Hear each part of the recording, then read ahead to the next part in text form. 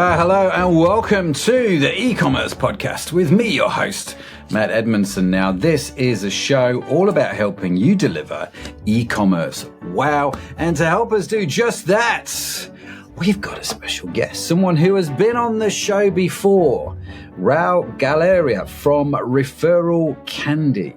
Now, Raul was on the podcast in 2021. We talked about referral marketing. And if you've listened to that episode, you'll remember how good it was. So I'm really, really looking forward to this conversation and getting going again. Raul reached out to me a few weeks ago and said, Matt, I've got some really interesting stuff. Can we chat about it? And I'm like, of course we can. Of course we can. And before we get into it, let me just say, very warm welcome to you, especially if this is your first time with us on the e-commerce podcast. It's super great to meet you. Do reach out to me on social media at Matt Edmundson. You'll find me on LinkedIn, on Instagram. It'll be great to connect. Let me know what you're doing. Let me know about your business. I was just talking to a chap called Dylan earlier on today. Dylan, if you're listening, hope you're doing well. And we were chatting about his e-com business. And he said to me, he found the podcast in August, right? And bearing in mind the time of recording, this is October, and he's already caught up, right? And we've been on air 5 years. That's some going, not going to lie, some going. And I just have to apologize for the amount, just the sheer amount of my voice in that time. But anyway, do reach out. Be great to hear from you. Great to connect with you. And of course, if you are a regular to the show, a warm welcome back. Now, let's talk about Raul. He is the chief advocate at Referral Candy, which is the go-to app for e-commerce brands looking to grow through customer referral programs. He has got over 10 years of experience. He's been at Referral Candy a wee while, as we say, which has empowered 30,000 plus brands to turn their customers into a marketing force. Love that phrase. For the past 5 years, Raul has led partnership efforts connecting with marketing agencies, media, and tech companies to boost growth without spending on ads. So, Raul, welcome to the show, man. Great to have you back. How are you doing today, good sir? I'm doing pretty good. Thanks for having me again. Oh, no worries. Always great to have you back on the show, man. Always great to talk to you. We were talking before we hit the record button that I'm sort of slightly envious of the weather that you have where you are versus the weather that we have where I am. You need air conditioning. I need a heater. And it's amazing because we're only a few hours apart, how just a few degrees on the old equator changes everything. But, you know, there it is. So it's been what we were saying. Almost, in fact, we looked at the date. It was sometime late September, wasn't it, when you were on the show in 21, which is, it's almost like you said, the 3-year anniversary. Yep. So what's been going on the last 3 years? A lot.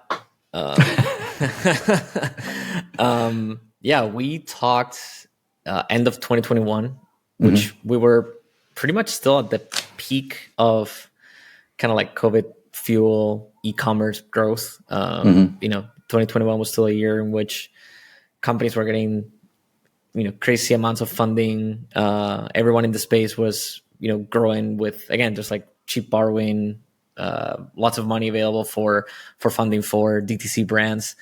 So things were going pretty well for everybody, you could say, in the e-commerce world. 2022, we started to see a little bit of a kind of like, you know, darker clouds in the horizon. And that kind of materialized in 2023, I think, in which I was just talking to a few people a couple of weeks ago about it. And, you know, I was saying how some brands in 2023 said that, you know, it was almost a flat year. And some of them said actually being a flat year was almost like the positive scenario, you know, for a lot of brands. Like if you were just flat on 2023, you know, you could, you know, pat yourself in the back and, you know, it's like, good job, right? You made it. That being said, we had a lot of growth around the Black Friday and Cyber Monday mark last year. A lot of people say that it was, you know, fueled by, you know, kind of like buy now, pay later type of debt that we don't know what's going to happen in the future. But I mean, the numbers are there. And, you know, we're entering, you know, again, since October 7th today, we're heading into Black Friday and Cyber Monday fairly soon. Brands are getting ready for that. And there's always this, you know, there's like this big question of what's going to happen. Is it going to be bigger than last year? How are the U.S. elections going to play out in all of this? So So yeah, one of the initiatives that we put together, and kind of because of all these unknowns that a lot of agencies are having, we put together this confidence report to try to shine some light on at least what other people are thinking, and kind of like what's the mood around e-commerce agencies on a monthly basis. Great. So just it says here that the confidence report involves gathering data from around 100 agencies on a monthly basis. You guys are creating, therefore, a confidence index, which I think is such a great phrase, and tracking trends in e-commerce, such as how brands are spending on marketing, hiring agencies versus in-house, and much more. So you've been putting this confidence report together, which I really like the idea of, by the way. Thank you. The agencies that you're talking to, are they all marketing agencies? Are they a variety of agencies? What kind of agencies are we talking to here? One thing that they all have in common is that they are e-commerce focused. So I would say the majority of them are marketing agencies, because there's a bunch of questions that are about marketing budgets. And so obviously they're the ones that, I would say the vast majority of them have touched kind of marketing with their clients. Probably kind of like, I would say the main difference between all these agencies is how they attract customers. So I would say there's like two big groups of agencies. One of them that are just like pure, marketing ads type of companies that focus on that, or SEO, kind of type of thing, but like they focus just 100% on marketing.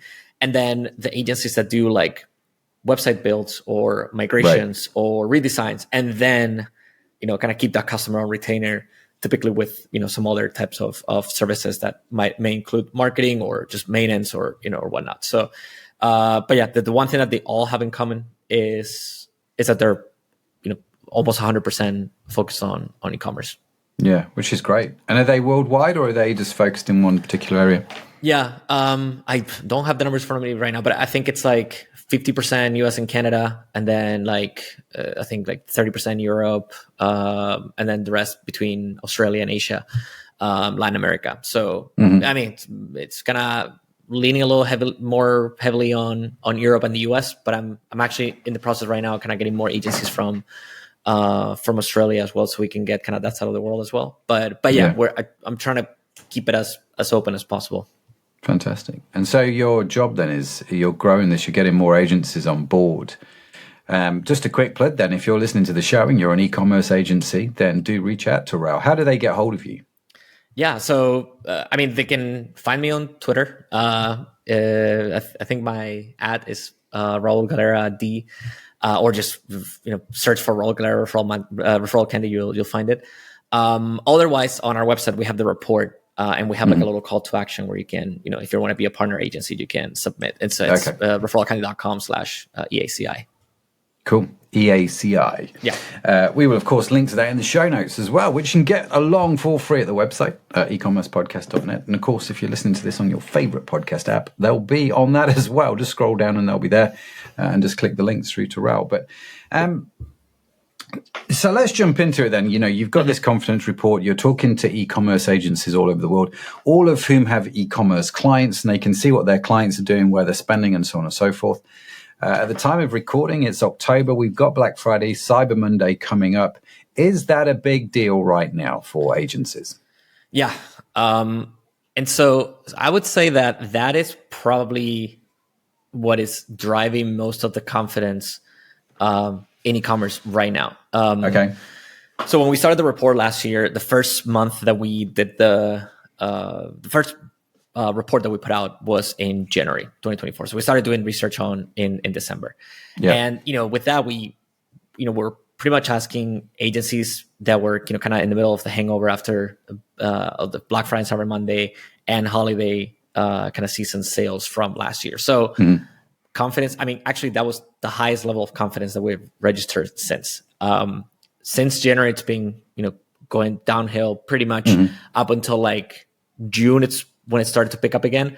July, August, September have been going up, but still in the second kind of highest month in terms of confidence has been this month. I mean, September, but still it's nowhere close to what we registered in January. So I have the feeling that, it's getting well, I guess we'll see. Obviously, if we continue doing this next year, we'll be able to compare notes. One year versus other. But it seems to me that it's fairly seasonal in sense of like kind of like summer months, obviously slower, and like everybody's kind of always looking forward to that Black Friday, Cyber Monday type of event that kind of defines the year. And so and again, we were talking about it earlier. Where last year, which was for a lot of brands was flat at best, they were looking forward to that Black Friday Cyber Monday event to just see like, okay, let's just close the year, let's just see if it was really a flat year, if it was positive, negative, like so. But we can't really say anything about 2023 until we hit that mark, right? And so it looks like it's pretty much the same happening this year. So 2023 all over again. Really? So people are finding it quite flat at the moment. So I would say, like 2023 all over again when it comes to that excitement about Black Friday and Cyber Monday. Like I don't think it's been that flat of a year, but there has been seasonality, and again, it's not necessarily like from what I've seen on the responses that have gone from agencies, it hasn't been that kind of a sustained growth that you're kind of looking forward to. Yeah, that's interesting. If I was to think about my own experience, I'd say 2024 was definitely better than 2023. Yeah. Certainly in our online businesses, in our agencies, and in the people that we partner with, and so on and so forth. This year seems to have been. It's not true for everybody, obviously, but on the whole, it sort of feels slightly better. You've got a few key events coming up at the moment, which I think is really interesting. In the UK, we've got the October budget, so this is where the government decides how they're going to try and fill a big £20 billion tax missing hole. So everyone's slightly concerned about that, but at the same time, not obviously we've got Black Friday, Cyber Monday, which people are building up for. So I do wonder if retail sales have slowed with the new government. And everyone's going to wait to see what happens. And then obviously we've got Black Friday, Cyber Monday. You mentioned it earlier. We've got the US presidential elections coming up on the other side of the pond. What's going to happen? Who knows? Is a fascinating one. Do you think, are we seeing events like this actually affect confidence, or is it just me?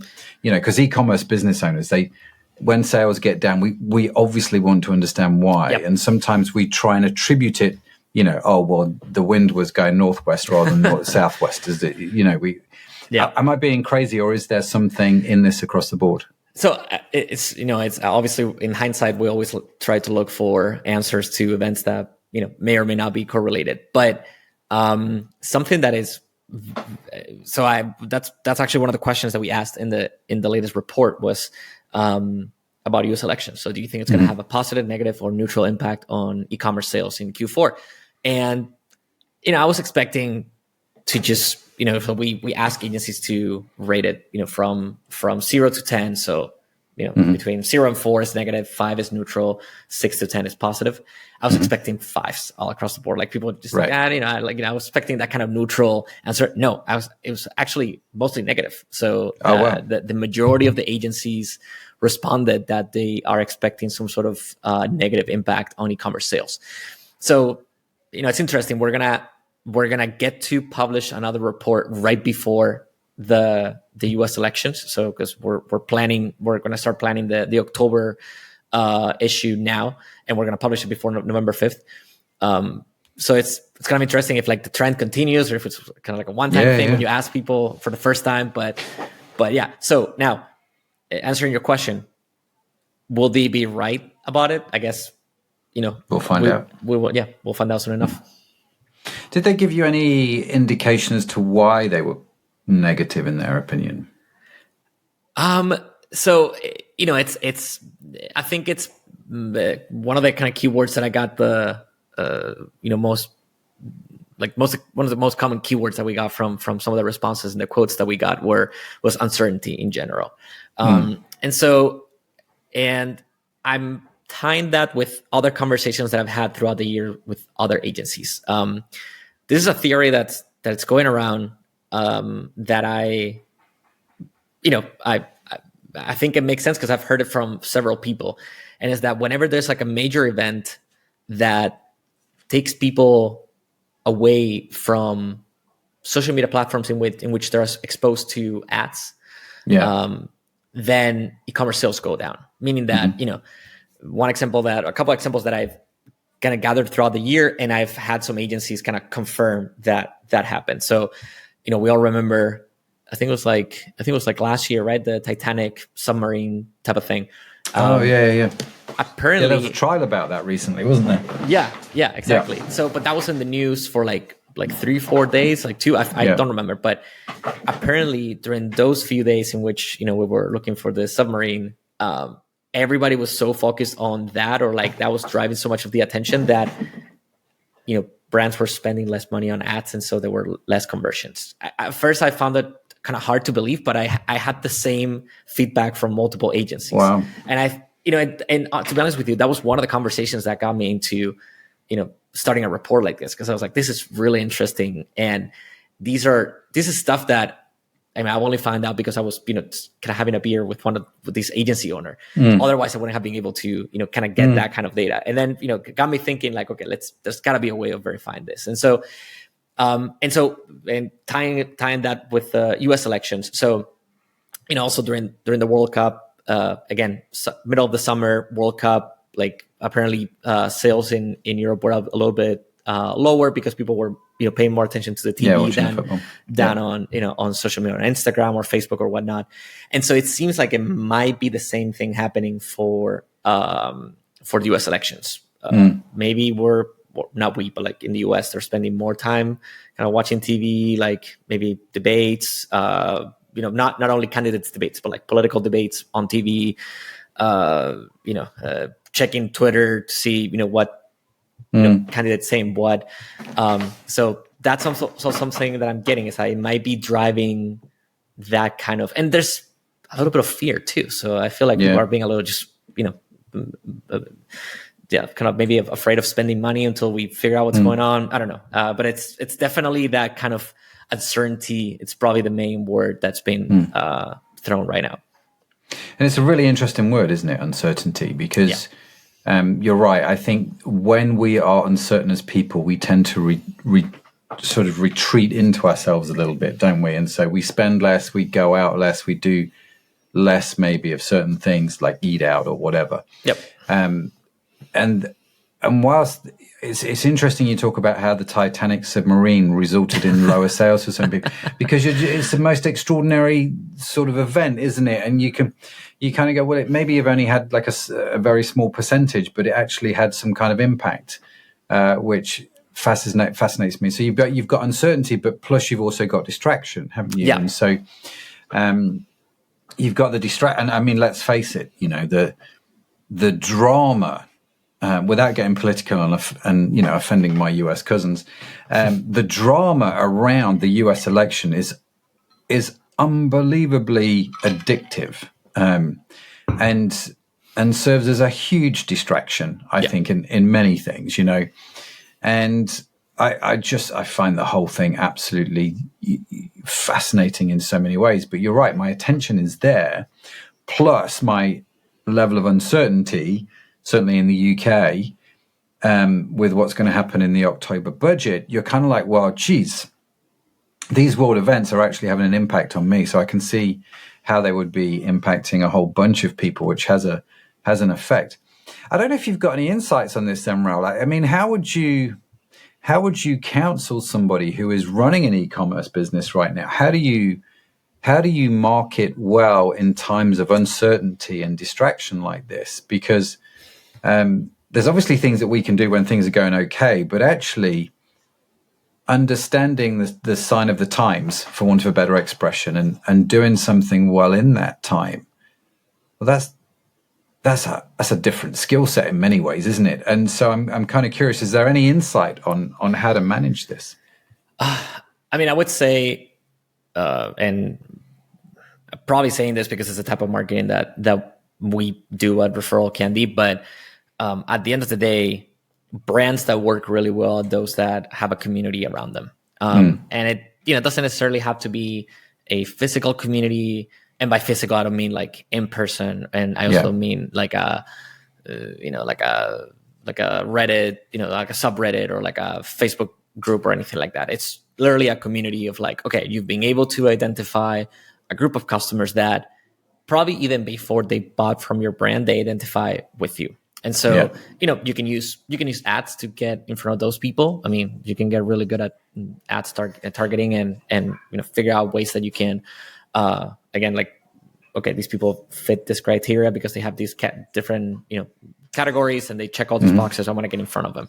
Yeah. But at the same time, it's kind of creating that word of mouth. And so, when you have a product that it's not necessarily generic, because, and I don't mean like the product itself, but like the way that you're selling it to people and the way that you're kind of like framing, because, you can sell t-shirts, but you can sell a million different types of t-shirts to a million different type of people and, make them see it and realize, okay, that's mine. That's exactly me. Like I definitely need this. Right. And so again, when you have, it all comes down to product market fit, right? So when you have product market fit to the point that you're able to just show your customers that you have the product that they have been looking for even before they knew that they were looking for it, you're going to be able to generate word of mouth around it. And so, your customers are going to talk to other people that are going to start posting on social media. They're going to start leaving reviews. They're going to start generating all these, user generated content that you can then leverage on other platforms.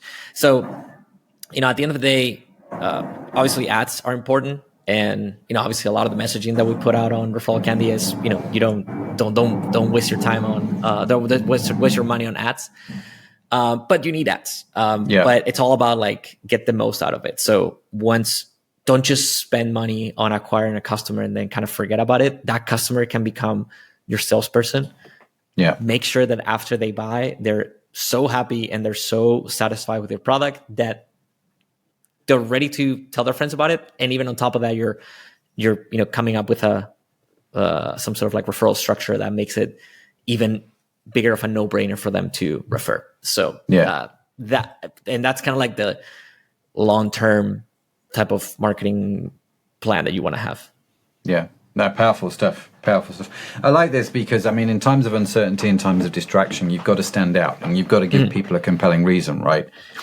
And I think you can't be beige. You can't be the same as everybody else. You have got to stand out. So I love this, having a community is a great idea. What that means for you and your business is obviously very interesting and very different to everybody else. But focusing in on the community and focusing on and delivering an experience that, just delivers wow, as we like to say on the e-commerce podcast, deliver wow. I think are always very sound, old school marketing tactics and principles. And I think you're right. I think great ideas, in times of uncertainty and distraction. So what else has come out from this research then? What else has surprised you? So, and the latest report, one of the findings that I found more interesting is how brands. So, the report is about e-commerce agencies, but at the end of the day, their behavior depends on their customers, which are brands. And so, by asking agencies, in extension, we're getting data points from hundreds of other merchants, right? So the picture gets really interesting because you're, again, kind of like using agencies as a proxy. You can, estimate how the rest of the e-commerce world is doing it, or how brands are doing.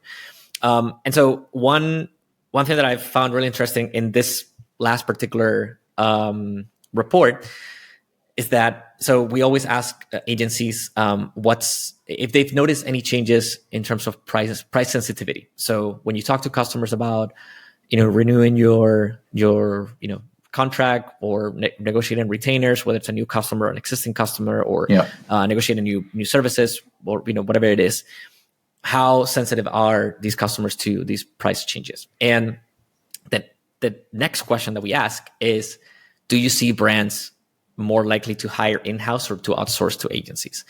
And so in the latest report, we got a spike in price sensitivity. So it turns out that, somewhere between August, September, brands got more sensitive to price. So more sensitive to price changes.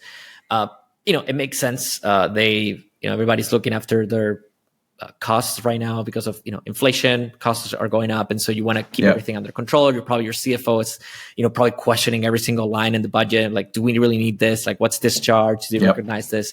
So it's happening all across the board. And so they did notice a spike in price sensitivity, which you would think, okay, well then, that probably means that brands are going to hire more in-house. Like they're spending less money on agencies. If they're getting turned off by some of the quotes that are getting, that probably means that they're going down a different route.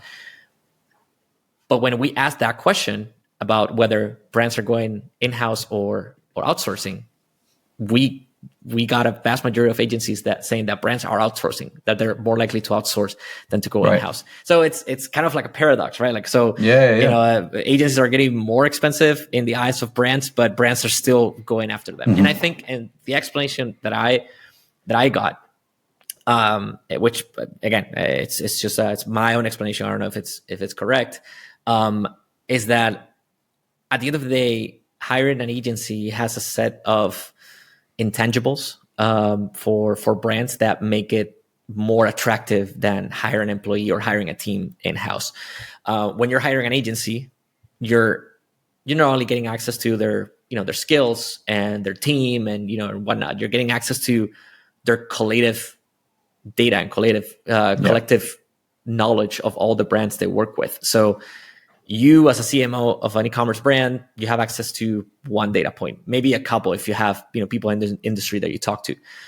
But when you're working with an agency and you're having a weird month or a weird week, you can say, "Hey, is this normal?" And they can say, "Oh yeah, all of the other brands in your vertical are kind of seeing the same thing." Or like, "Hey, we're actually seeing some trends right now." Like you can have access to that collective intelligence, I would say, that I feel like makes it really powerful than hiring in-house. Obviously, hiring in-house and versus an agency it also depends on, what's the pricing model that the agency is going after. Are they taking a commission on revenue? Are they charging a flat fee? But again, I thought it was interesting that there's like this paradox of brands are going with agencies, even if they find them more expensive. At the end of the day, they're still settling for outsources versus going in-house.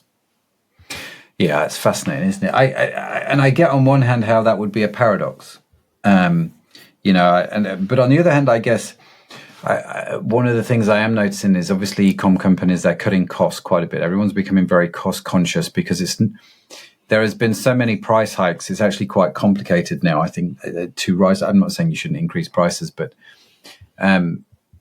I think people have increased prices but still need to manage costs. And so they're looking internally at how to do that. So I can see them going, actually, we spend $4,000 a month with that agency. Can we find an agency where we spend $3,000 a month and get the same output, right?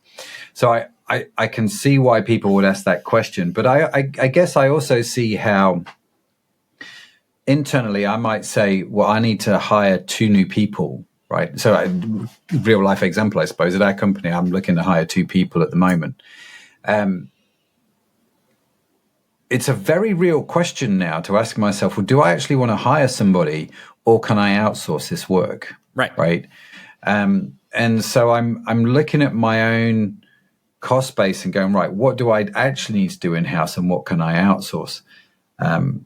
And so I can see how this creates this sort of paradox. I'm looking maybe to outsource more because I want to keep my internal costs down. But in outsourcing more, I'm going, I'm not happy with $4,000 a month, dude. I need it to be 3, that kind of a thing. And I've seen that a lot, actually. I've seen that a lot. I've seen agencies, especially freelancers. So agencies where it's just maybe 1 or 2 people, just sort of doing the ad spend and things like that. I've seen them getting squeezed by companies. And because they are one-man bands, for want of a better, their sole, it's just them, really. That's why they're freelancers. It's really hard to unless you're full on with work, it's really hard to go, okay, I'll just drop my prices for you, but rather than just turning around to them and saying, oh, well, if you don't want to pay, go somewhere else. It's not actually an easy thing to say, is it? If you're a freelancer, it's easier, I suppose, if you're an agency. But even then, everyone's a little bit twitchy at the moment. So again, coming back to your uncertainty observation. So I think that's interesting. I do think that's interesting. I think go on. I was going to say, I think it also has to do maybe with the learning curve, because especially at this time of the at this time of the year, if you are in that position and you're an e-commerce brand, you know that hiring an employee, you're probably not going to see any results anytime soon because they need time to ramp up. Agencies need it too, but agencies usually come with, SOPs and, like they're ready to deploy almost, because it's, for them, it's sort of like, this is literally my everyday. This is literally what I do every single day. Like you as a brand, you're probably not that different from the 15 other brands that I work with. Mm-hmm. So maybe that speed factor might be an aspect that brands value over hiring in-house. Yeah, it's an interesting one. I was going to say, I'm curious also whether actually the traditional agency model that we've experienced the last few years, whether that actually needs to change as well. I appreciate this is a much deeper conversation than what we're thinking, but we have an agency, right? Mm-hmm. A media agency. And we went down the traditional route of, this is our service, this is our retainer. You pay the retainer, we do the service. The problem I think people have got is, and this is my experience in using agency, is that when you go to an agency, you get a great service at the start, but if that agency is good, they're going to grow, they're going to get more clients, and the people that are good for you are now going to be good for 3 people, 4 people.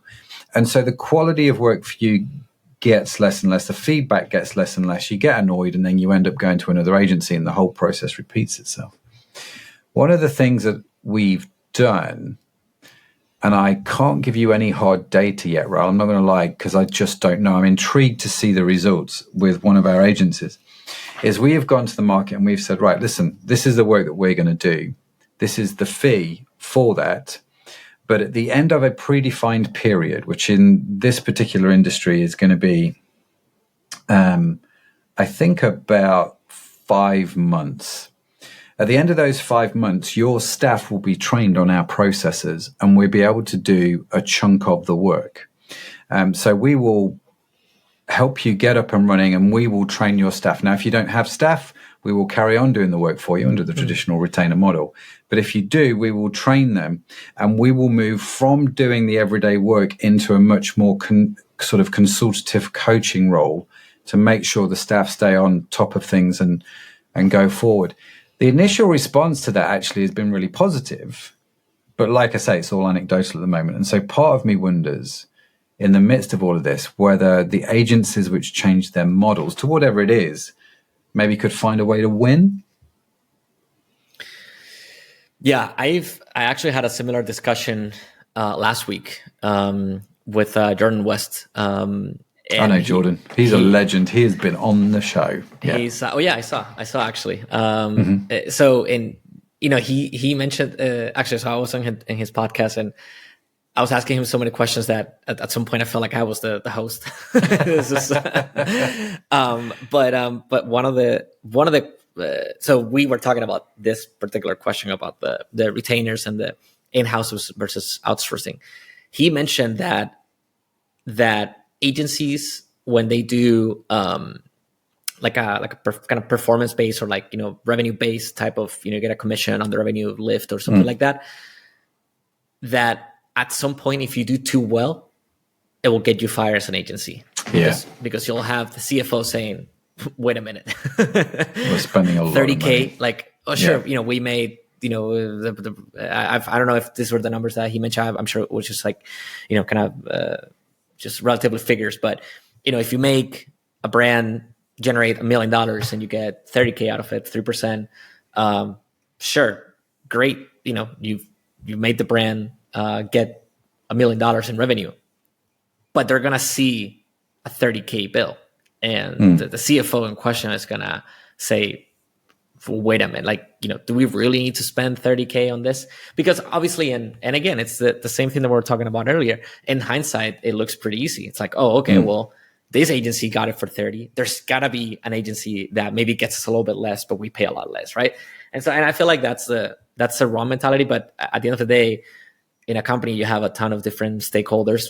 The CFO has one job, and and it's also, I think it's also the CMO or the CEO job of saying, no, we need this. We wouldn't be able to get where we are. But again, in hindsight, it always makes it a little bit more difficult to see. But yeah, that's so, answering your question, I don't know what's the ideal pricing model. When again, even like what it could be considered like the most fair type of approach, can also, and, we've seen our Referral Candy too. I mean, Referral Candy, we take a commission on refer purchases. So on the revenue that the referral program generates. Yeah, at some point we get questions. At some point when we are able to help a brand get to a certain size in the referral program, some of them have, question of like, well, whether, I'm paying a lot. Like, is it, you can prove what you've generated, but the bill is there, the invoice is there. And so, I can see how it can generate that kind of situation, whether it's a brand talking to an agency or a brand talking to an app. Yeah, absolutely. It's really fascinating, isn't it? I mean, the whole thing and if you're listening to this and you're an e-commerce owner, then, having sat on both sides of the fence, having been and still running agency and having been and still running my own e-commerce businesses, I get to see it from both sides. I really do. And I think that I would probably the best advice I could give you is just communicate well and ask lots of questions. Don't let the anger and resentment build up. Have the conversations early. And I think agencies are learning more now to adapt to that. And I think it's an important thing to do. And of course, I mean, you mentioned Jordan West. He was on the show. We were talking about TikTok shops. And he was on the show, I think, back in May, if you want to check out that episode, dear listener. It was a great episode. He's, again, such a legend. He and I are on WhatsApp all the time, just chatting away. He's such a good guy. So I'm curious to hear that conversation you had with him, if I'm honest with you, Raul. I'm going to listen to that one. Speaking of questions, right, one of the things I like to do in the show, which I say like to do, it's a more recent thing that we've been doing, is ask a guest for a question for me. This is where I ask you for a guest. I'm not going to answer it now. I'm going to answer it on my social media platforms. So this is my little trick, my little come and join me on social media thing for you, dear listener. Raul, what's the question? Well, we kind of talked about it earlier, but I want to get your full answer on this. How do you see the U.S. elections affecting Q4 sales? Fantastic. If you want to know how I see the U.S. election affecting Q4 sales, then come join me on social media. You can find me at Matt Edmundson, both on LinkedIn and Instagram, and I'll be posting the answer to that and the other questions I've been asked soon. So, do come follow me. Well, anything else in closing? I mean, you put this together every month. Is there anything else in the data which you found, which you've kind of gone, that's a little bit surprising? I don't know if it's surprising, but I it's just something I like. And it's that, so the last question that I ask, the last two questions that I ask agency owners are, how you see your agency's revenue looking like in the next 6 months. And then also, how do you see opportunities in the e-commerce world looking like in the next 6 months? So it's more like, just let's predict the future, right? Like how do you see it working? And, even when we were having like months with like negative responses on marketing budgets, on price sensitivity, on, different aspects that we ask agency owners, those answers were always positive. The answers on kind of what's the outlook, It does not surprise me. And I've talked to a few people about it, and they say, "Oh yeah, the majority of our owners, our entrepreneurs, they have to be positive. I mean, it's you've got to be optimistic. Exactly. So that's something I particularly love. And so again, we this month was no different. I asked, how do you see the U.S. elections playing out? How you see, again, we talked about the marketing budget. Well, marketing budgets were up, but because of Black Friday, Cyber Monday preparation. Yeah. But again, we talked about price sensitivity and all that, and yeah. But how do you see everything looking like in 6 months? Oh no, it's amazing. So I mean, I love it. I mean, it's and to be honest with you, I'll be worried the day that I see a negative outlook in that question. That's true. Yeah, because then you've got, if the entrepreneurs are downbeat, you've got a real problem, haven't you? Yeah. I think that there is a blind optimism, isn't there, with entrepreneurs, and I actually quite like that, because you need people who go, no, this is going to turn around. We can do something here. There's opportunity for us. Let's go take the hill when everything around them is collapsing. You know, and there's something quite magical, if not self-denial, about that. Right? It's one of those. And I think you need people around you like that. And agency owners especially, and I think e-commerce entrepreneurs are cut from the same cloth, you know. When you talk to an agency, if I go and talk to an AdWords agency, give them my account details, they're going to look at that and go, man, we can totally kill this for you, right? They're going to say that because that's what they're going to say, because that's what they actually believe and think. If they didn't, oh, mate, we can't beat that, or mate, it's just downhill for you from here, isn't it? It's that kind of, actually, you need that sense of positivity. Yeah. The danger, of course, is you oversell and underdeliver, and when you get caught up in that excitement, don't you? And so I think as e-commerce entrepreneurs, I listen to agency owners and I'm like, I just need to filter what they're saying, because they're passionate, they're excited. And then there's a reality of life. Yeah. Yeah. I mean, you're selling.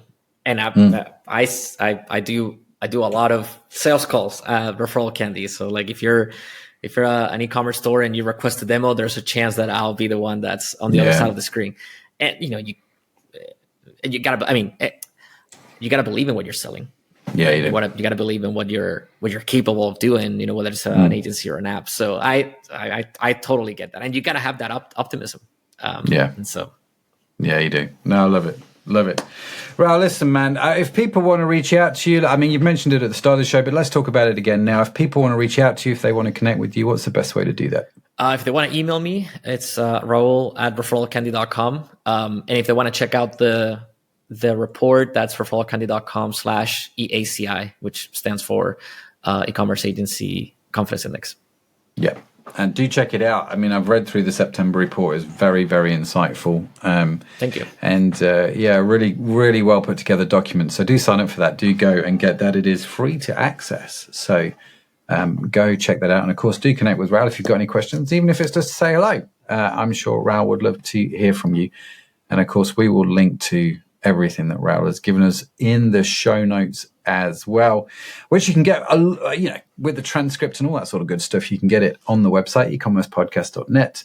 And of course, like I say, you can get it in the show notes to scroll down on your app. And if you sign up to the newsletter, that'll be coming to you anyway, just automatically. Raul, listen, man, it's good to see you again, and good to chat again. We should do this more often. Definitely. Not every 3 years, probably in a few months. Maybe let's get you on sooner next time. Sounds good. But genuinely, thanks for coming on, man. Really appreciate it. Thanks for sharing the insights, and love what you guys are doing. And thanks for putting it out there. Thanks for making it free for people like me to get some insights. Really appreciate it. Yeah, thank you. And thanks for having me again. No worries. What a great conversation. Huge thanks again to Raul for joining me today. Now, be sure to follow the e-commerce podcast wherever you get your podcasts from, because we've got some more great conversations lined up. And I, of course, don't want you to miss any of them. Why would I? I wouldn't. And in case no one has told you yet today, let me be the first. You are awesome. Yes, you are. Created awesome. It's just a burden you have to bear. Raul's got to bear it. I've got to bear it. You've got to bear it as well. Now, the e-commerce podcast is produced by PodJunction. You can find our entire archive of episodes on your favorite podcast app. The team that makes this show possible is Sadaf Bainon and Tanya Hutzelek. Our theme music was written by Josh Edmundson. And as I mentioned, if you'd like to read the transcript or show notes, simply head over to the website, ecommercepodcast.net, where you can sign up for the weekly newsletter, and all of the good stuff gets delivered straight to your inbox, totally for free. But that's it from me. That's it from Raul. Thank you so much for joining us. Have a fantastic week wherever you are in the world.